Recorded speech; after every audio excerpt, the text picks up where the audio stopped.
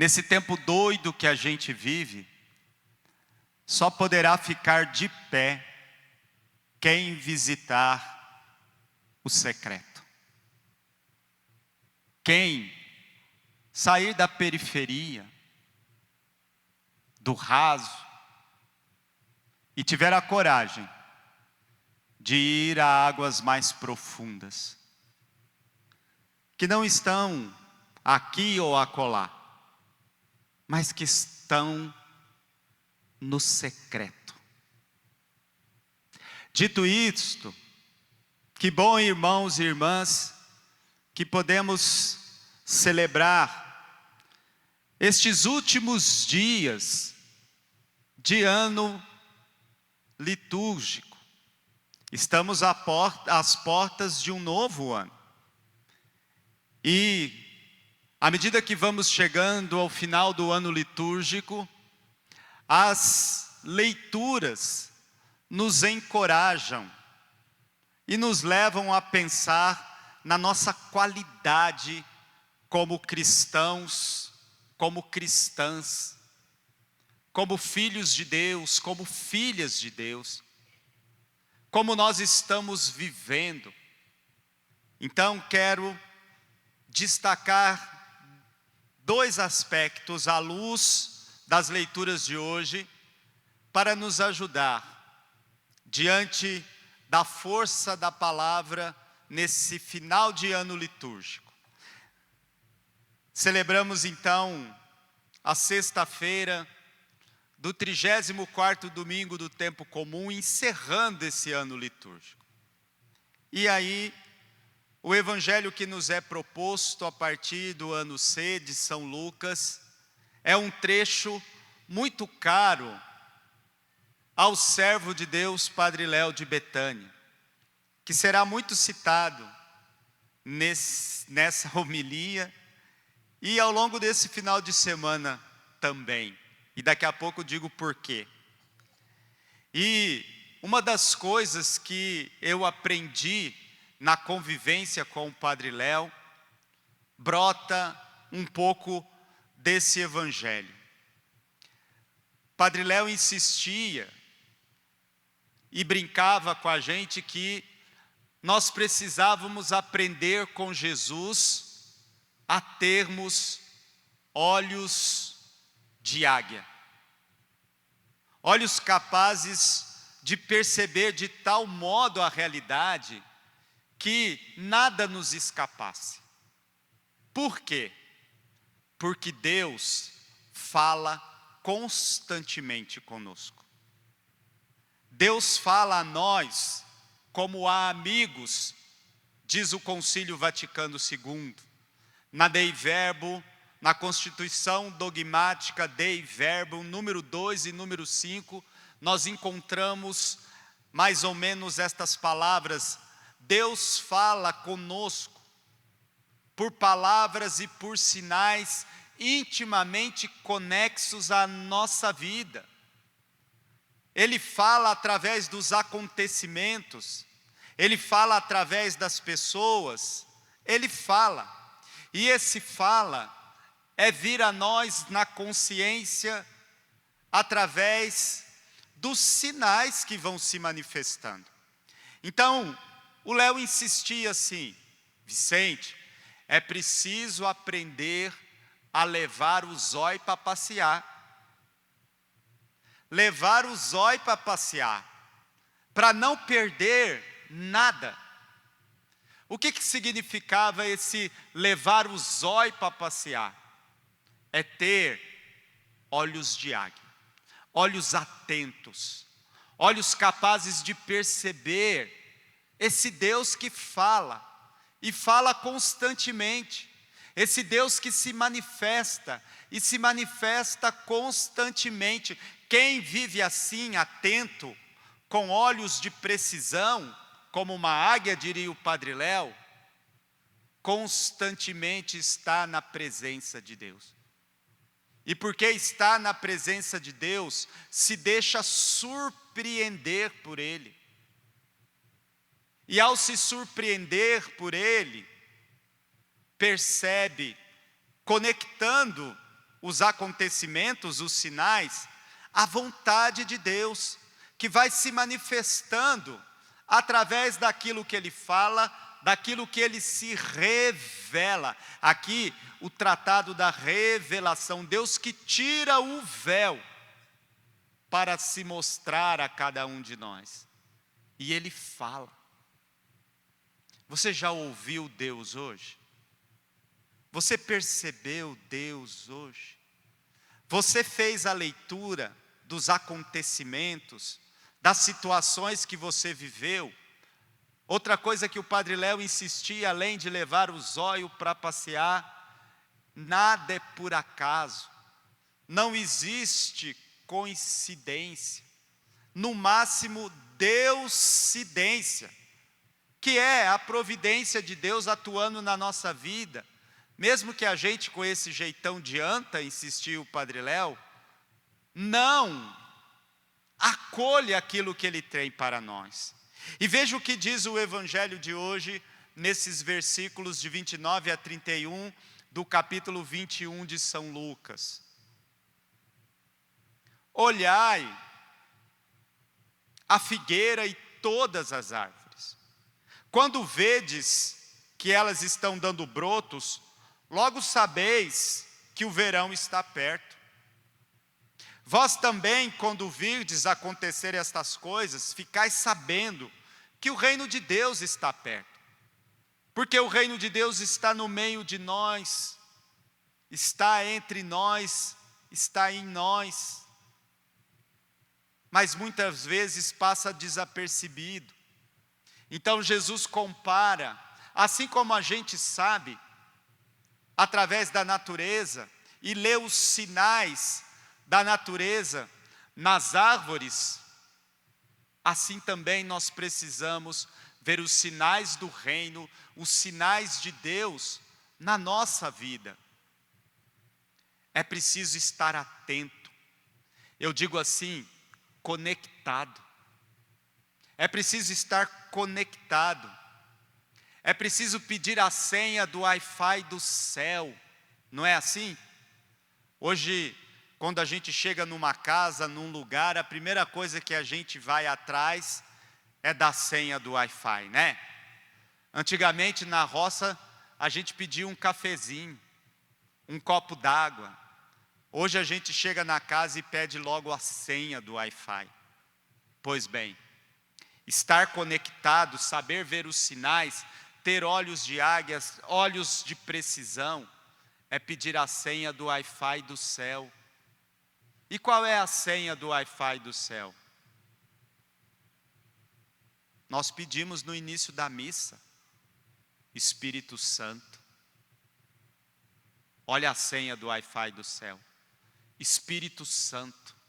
Porque é o Espírito Santo que nos deixa capacitados para perceber os sinais que estão aí.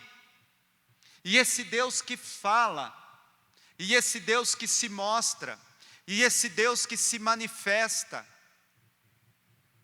é preciso pedir o Wi-Fi, a senha do Wi-Fi do céu, para poder andar na presença de Deus, para poder se surpreender com esse Deus que fala a nós como a amigos, que fala a nós com sinais intimamente ligados à nossa vida, porque nada é por acaso.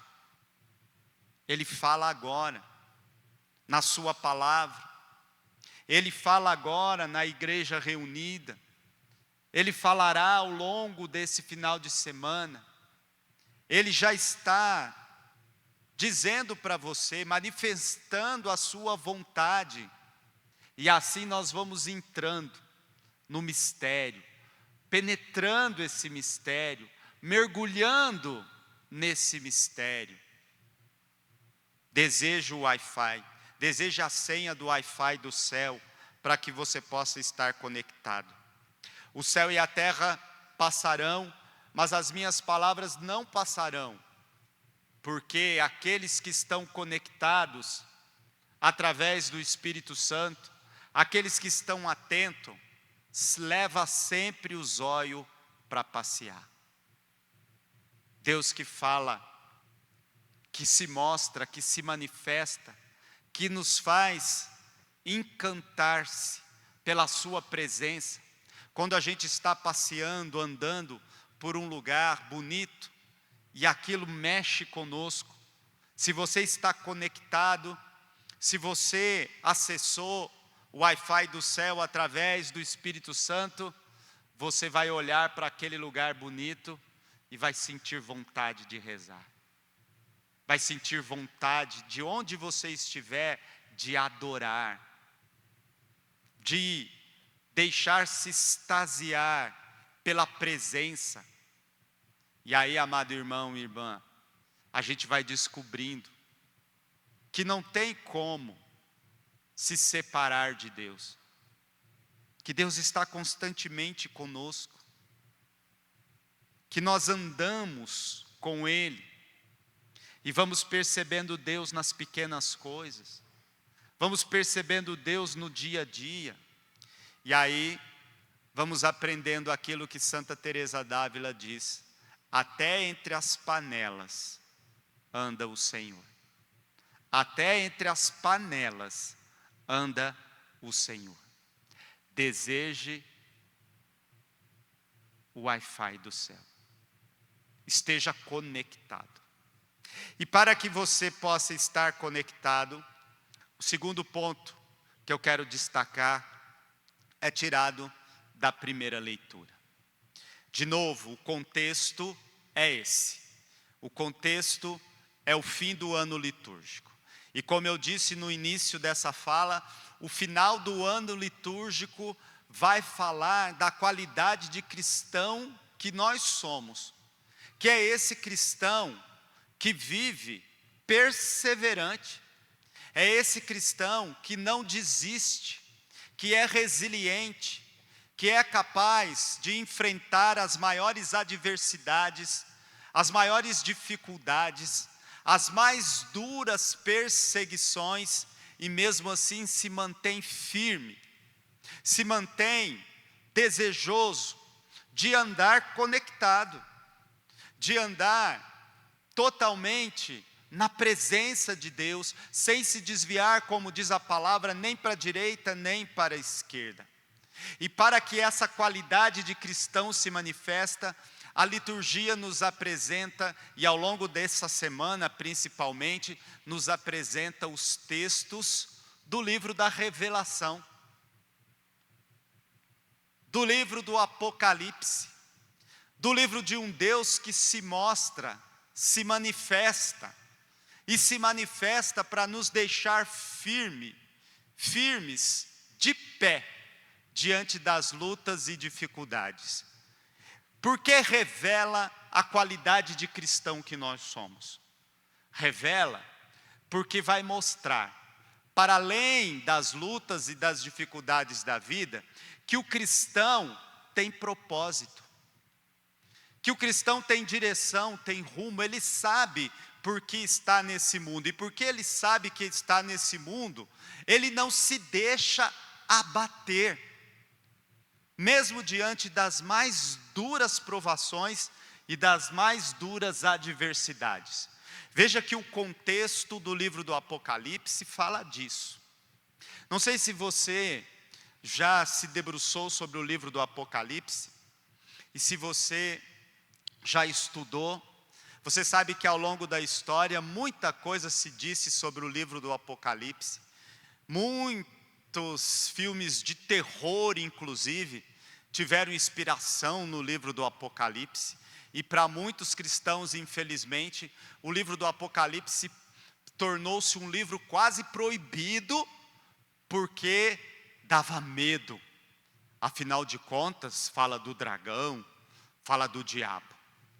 Pois bem, primeira coisa é que quando a gente lê essa primeira leitura de hoje e começa ouvindo que Jesus Cristo venceu o dragão, venceu o diabo, então a gente já sabe, a vitória é nossa. Não foi assim que nós começamos a missa? A vitória é nossa. Mas o livro do Apocalipse tem algo muito mais revelador que eu queria partilhar com você e que tem a ver com esse final de semana que você vai viver. Um dos livros mais interessantes para a gente mergulhar no mistério do mistério do Apocalipse é um livro chamado O Banquete do Cordeiro. Já ouviu falar nesse livro? Não é propaganda não, o padre não está ganhando um centavo para fazer propaganda do livro. Apesar de gostar muito do autor, a partir desse livro, O Banquete do Cordeiro, eu fui ler outras obras do autor e me encantei. Por quê? Porque nesse livro, O Banquete do Cordeiro, ele dá um testemunho bonito de como ele tornou-se cristão. Scott Hahn, o autor do Banquete do Cordeiro, conta nesse livro a sua intenção. Ele é doutor em Sagrada Escritura, doutor em teologia e teologia protestante, né? Ele era um grande apologista da igreja dele e que tinha a missão de defender a fé da igreja que ele participava. E aí, estudando e dando aula de teologia, sobretudo de Sagrada Escritura, ele era doutor no livro do Apocalipse, ele se impôs uma missão. Que missão? Ele resolveu provar que a missa católica era um ritual herético. Isso mesmo. Ele resolveu provar que a missa católica era um ritual herético. E para isso, ele se propôs alguns passos para poder levantar dados e ter material suficiente para escrever um livro bombástico que ele achou que venderia muito nos Estados Unidos, que é um lugar onde esse tipo de literatura vende muito, que ele ia escrever um livro bombástico contra a Igreja Católica e, sobretudo, contra a missa. E aí ele fez. Ele marcou um tempo onde ele iria todos os dias participar da Santa Missa. Se ia sentar no último banco da igreja, com um caderno na mão, um livro de anotações, e nesse livro de anotações, ele ia colocando os dados que ele ia achando importante para provar que a missa era um ritual herético. E aí ele fez, ora ele ia de manhã na missa, ora ele ia ao meio-dia, outra hora ele ia à tarde, à noite, e ele foi fazendo isso, casado ele, né, professor numa grande universidade, foi fazendo. Só que à medida que ele foi participando da missa, ele foi sendo tomado por uma experiência única. Que experiência era essa? De repente, palavras textuais do livro, de repente ele se viu transportado para o livro do Apocalipse. A missa começava e ele parecia que estava dentro do livro do Apocalipse, através das palavras que ele ia ouvindo, da referência ao Cordeiro de Deus. Por isso o livro chama-se O Banquete do Cordeiro. A palavra Cordeiro de Deus aparece 26 vezes no livro do Apocalipse, 26 vezes num livro que tem 21 capítulos. Então, praticamente, pelo menos uma vez em cada capítulo, a palavra, a palavra Cordeiro de Deus aparece.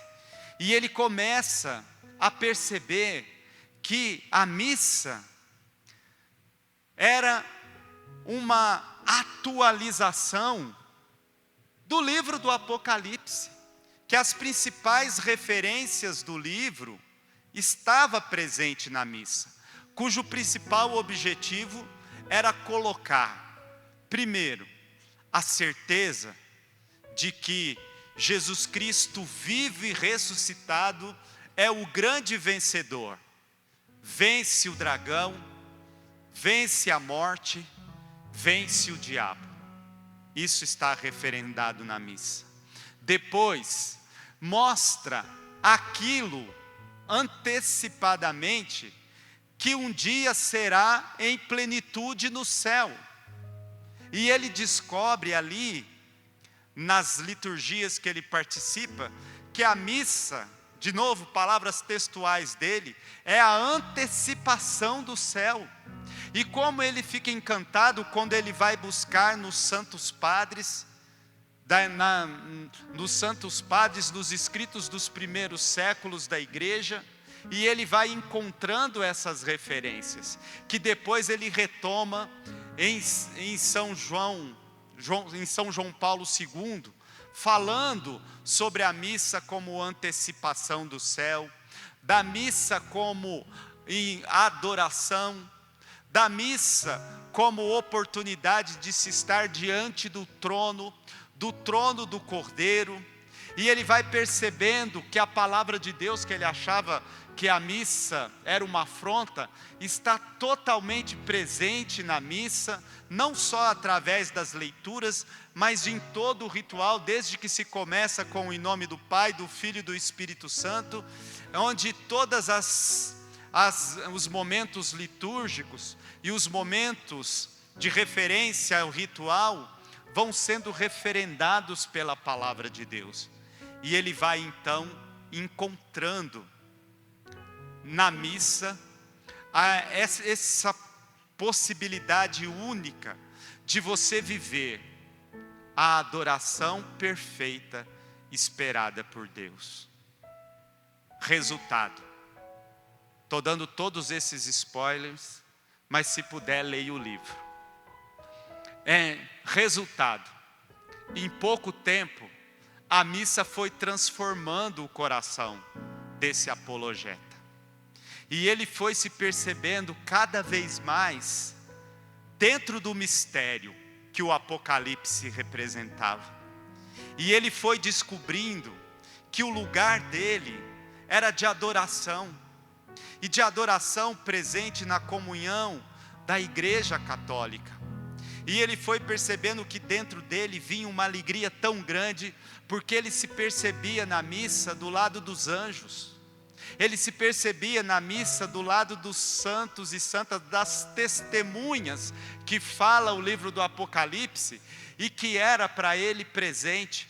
Até mesmo o momento mortes, o momento dos mortos, para ele ganhou sentido, e ele foi entendendo, por exemplo, a comunhão na Igreja Católica, não só a comunhão da presença real de Jesus Cristo na Eucaristia, que ele foi descobrindo, mas a comunhão do corpo místico de Cristo, que a missa revela. E ele foi dizendo: a missa é uma antecipação do céu, mas mais que isso, a missa é um ensaio da adoração profunda que nós somos chamados como cristãos e cristãs a viver continuamente. Quem se exercita na missa vive constantemente em adoração, porque se aproxima da palavra, reverencia o mistério da presença real de Jesus no milagre da Eucaristia e vive plenamente a comunhão entre os irmãos e irmãs, como espera o coração de cada adorador e adoradora.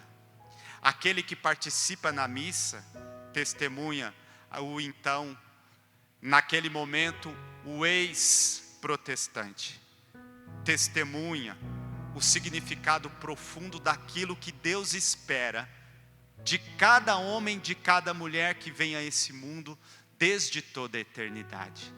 Ser um verdadeiro adorador, em espírito e verdade, capaz de dar a Deus o que é de Deus, capaz de dar a Deus o que é de Deus, de devolver a Ele aquilo que Ele mais espera do coração daquele que Ele criou com tanto amor. E em Jesus, o seu único filho, elevou a condição de filho amado, de filha amada. Somos para sermos adoradores. Vou repetir, somos para sermos adoradores e adoradoras. E ele descobre isso na Santa Missa. É claro que isso deu para ele um problema muito sério, porque ele teve que se justificar diante da irmã, diante da esposa. A esposa começou a achar que ele estava doido de pedra, que estavam fazendo lavagem cerebral nele na missa. Isso deu problema para ele na universidade, porque ele começou a falar de coisas, olha, nós estamos errados, nós estamos atirando no lugar errado. Isso quase fez com que ele perdesse a cátedra que ele tinha conquistado com tanto esforço. Mas foi uma experiência tão profunda de adoração à luz do Apocalipse na Santa Missa, que ele diz, eu não posso lutar contra a verdade, eu não posso lutar contra a verdade que está em mim. Resultado, aos poucos ele converteu a esposa, aos poucos ele converteu os amigos e criou um grupo de estudos sobre a missa e sobre a história da Igreja Católica. O resultado hoje é que ele é um grande defensor da fé católica no mundo inteiro, por conta da experiência que ele fez na Santa Missa.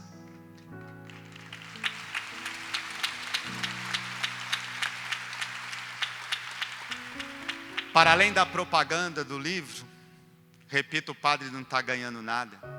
Quando eu li hoje, quando eu rezava hoje, com esse capítulo tão bonito do livro do Apocalipse, eu me lembrava disso. Me lembrava que você e eu somos chamados a essa adoração. Uma adoração que brota de uma certeza. Somos mais que vencedores. Naquele que venceu. O livro do Apocalipse, escrito num dos momentos de perseguição mais difícil da vida dos primeiros cristãos, de uma forma simbólica e alegórica, e isso é o mais importante, foi fazendo com que aqueles cristãos que ali estavam pudessem de fato revestir-se da adoração, revestir-se do desejo do céu, revestir-se do desejo de uma vida de intimidade, de uma vida que faz com que você caminhe nesse mundo com esse olhar atento de quem quer levar os olhos para passear, para poder estar diante do trono, diante do Cordeiro e adorar de todo o coração. É esse o convite que Deus está fazendo a você. É nessas águas que Deus quer levar você a navegar ao longo desse final de semana de secreto. Que você exercite de todo o seu coração o seu desejo adorador, o seu desejo de mergulhar no mistério, de viver profundamente nesse mistério e adorar, para que você esteja atento, atenta aos sinais que Deus tem para você. Sabe por quê? Porque você é muito mais do que os seus olhos podem ver. E o mundo quer que você esqueça disso. O mundo quer que você viva de tal modo como se Deus não existisse, como se tudo fosse com a sua própria força, com a sua própria vontade, como se você não precisasse de Deus, como se você não dependesse dele. E o Padre Léo dizia, a única dependência que vale a pena é dependência de Deus, porque todas as outras escravizam. E aí você descobre essa beleza infinita. Você é muito mais do que os seus olhos podem ver. Diga isso para quem está do seu lado.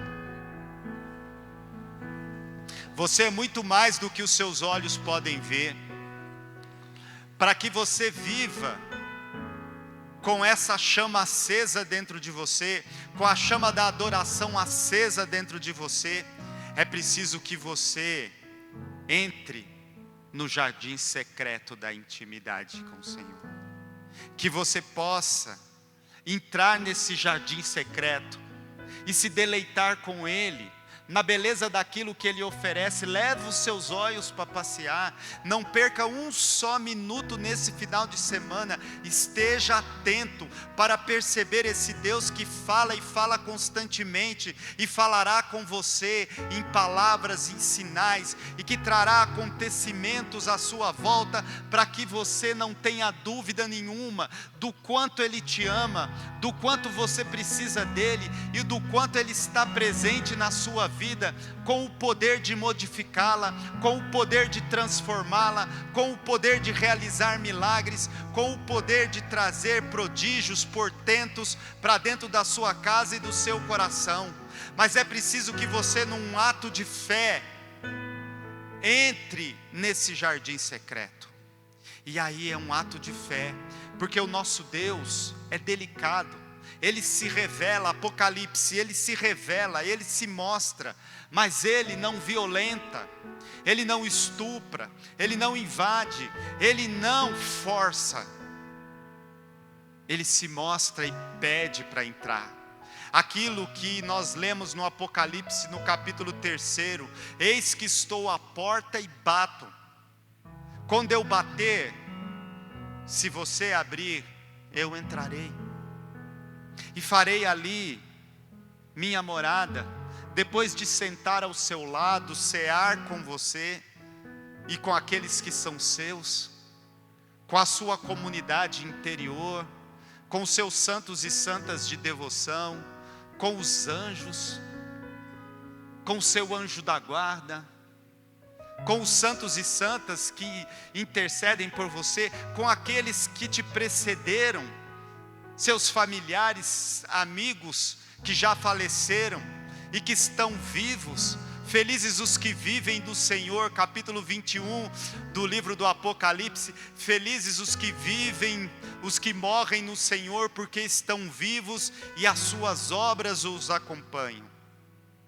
E você sabe que eles estão, e lá no lugar da adoração você vai encontrá-los, porque os nossos mortos não nos deixam. Eles estão mais perto de nós agora do que antes, porque agora vivos em Deus, e lá nesse secreto você os encontrará. Eles fazem parte da sua comunidade interior.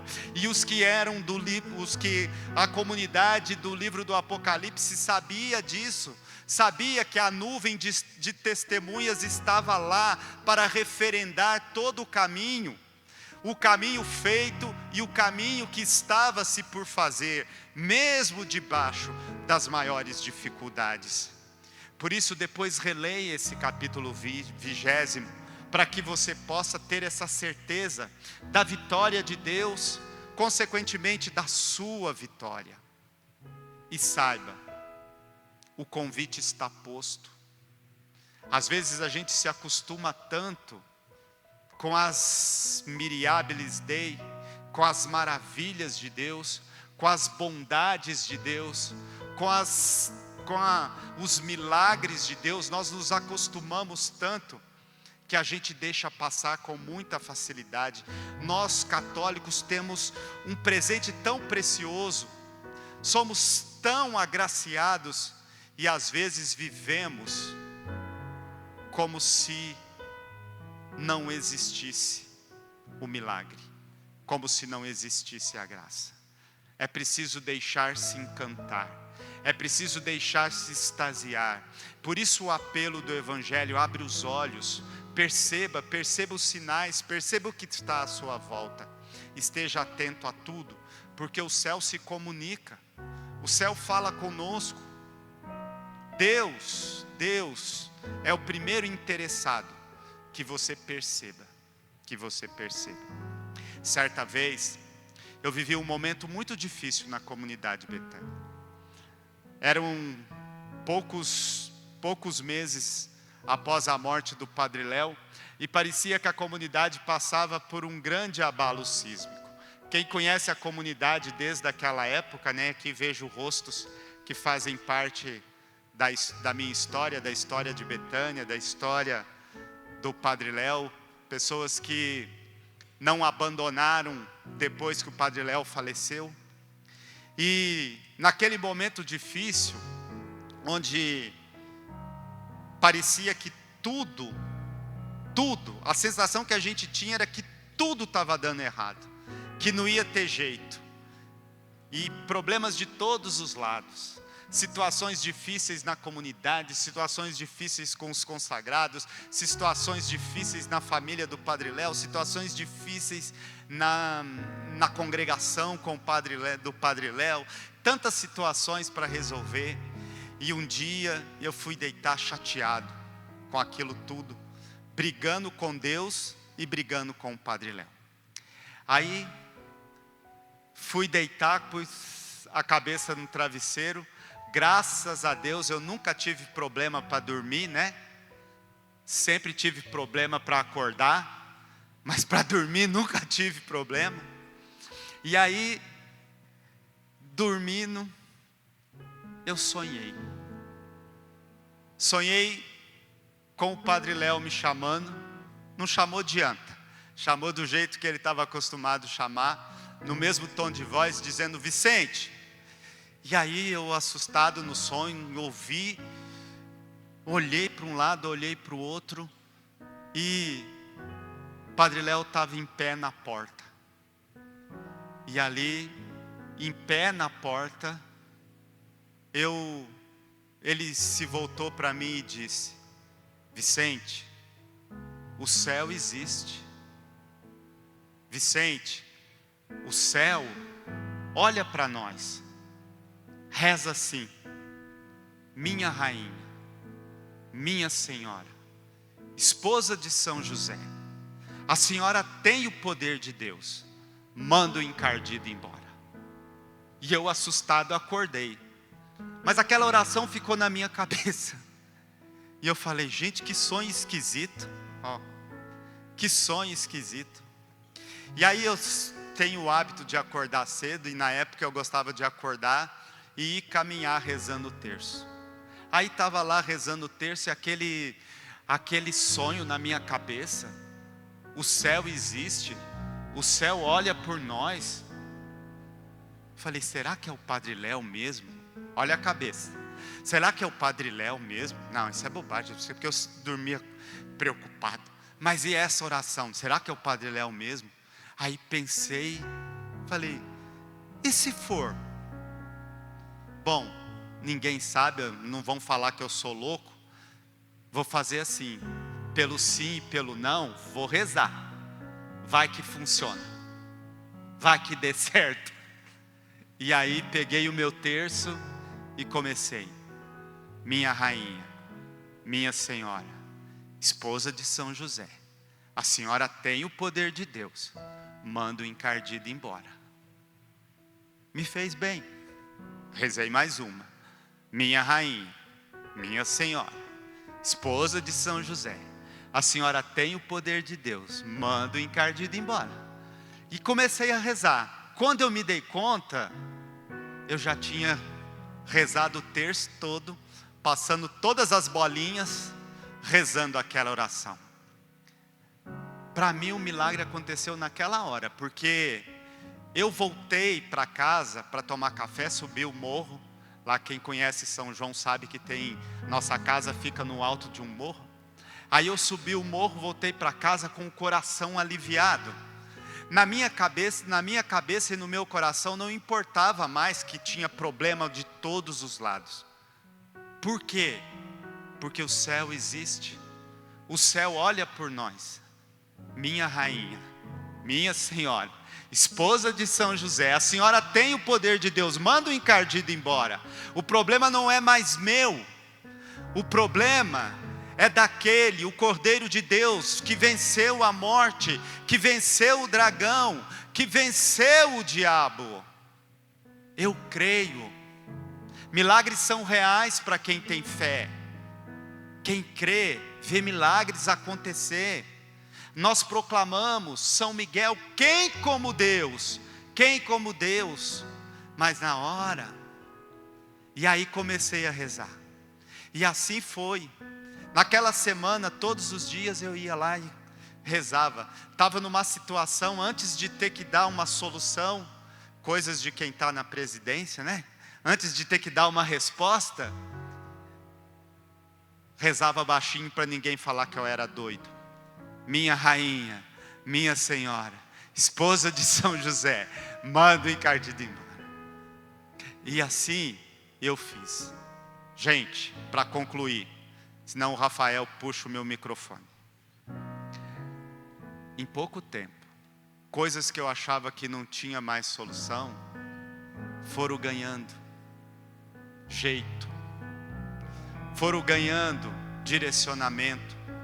Eu fui me fortalecendo, descobrindo caminhos, descobrindo jeitos. Resultado, eu vi a graça acontecer. O céu me assistiu. O céu olha por nós. Eu criei coragem e ensinei para toda a minha comunidade. E aí os filhos, nos momentos de dificuldade, retomava, porque ninguém mais lembrava dessa oração na comunidade, que o Padre Léo aprendeu num momento lá difícil, junto com a Gabriela lá de São Paulo. Depois eu fui pesquisar de onde que veio tudo isso, onde que veio a história do encardido. E assim eu fui ensinando um dia, conversando com a Luzia, o Monsenhor, e eles partilhando uma situação. Eu virei para a Luzia: Luzia, um dia eu sonhei com o Padre Léo, a situação estava feia para nós lá. Eu sonhei com o Padre Léo, e no sonho o Padre Léo falou assim. A Luzia, o Monsenhor, me lembro como se fosse hoje, o Monsenhor falou para a Luzia: Luzia, pega a caneta. Luzia anotou a oração. De vez em quando eu falo com a Lu e ela diz: Padre, olha, de vez em quando eu rezo a oração do Padre Léo. Minha rainha, minha senhora, esposa de São José, a senhora tem o poder de Deus, manda o encardido. Deus chega onde a gente não pode chegar. Deus vai onde a gente não pode ir. Deus alcança o que a gente não pode alcançar. Mas só um coração adorador, só um coração de homem, mulher, com olhar de fé, capaz de levar o zóio para passear, capaz de perceber os sinais de Deus conectados na nossa vida, na nossa história, vão perceber os milagres, vão alcançar os milagres.